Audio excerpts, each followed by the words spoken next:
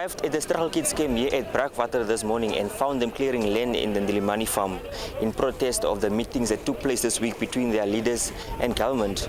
Government gave their leaders only one option, which is to persuade their comrades to pack up and go back to their regions and await to be called for training.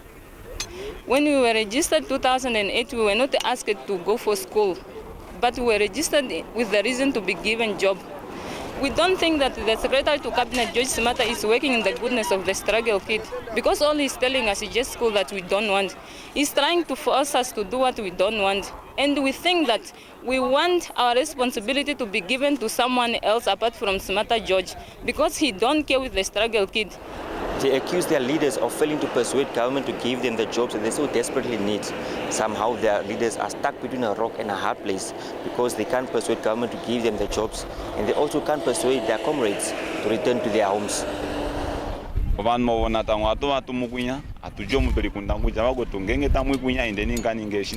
Before we send our leaders to these meetings, we tell them what to say on our behalf.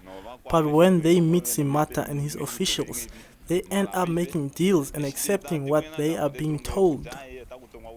This week they came back from the meetings, giving us the news that we must go for training, while we agreed already that we do not want to talk about school.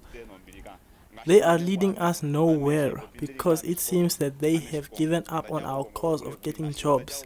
They are starting to share the same sentiments as the government, and I am very upset because of that.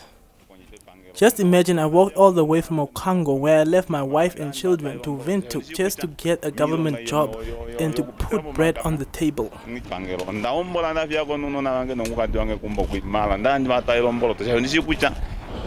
One of the leaders, Gabriel Hendrik, who took part in the meeting, says that government gave them no choice but to go for training, a message which was not well received here at the camp.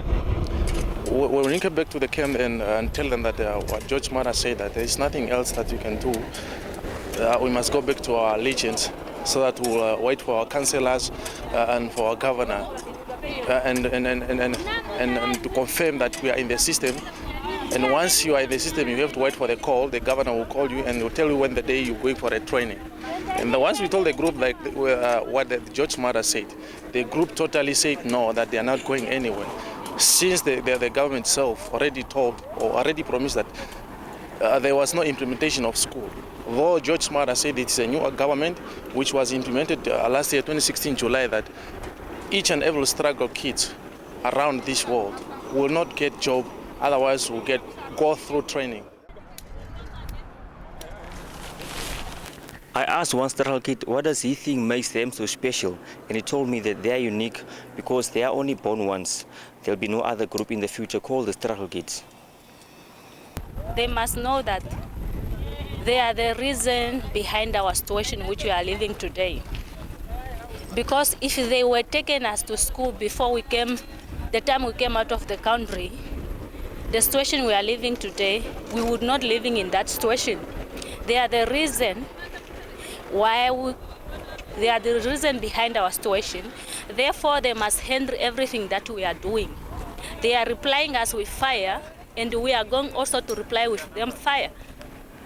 Because what they are looking from us, they will get it. I can say it. Because we did never ask them job, school, we asked them job. And even the time they register us, they ask us to mention 3 ministries where we want to work.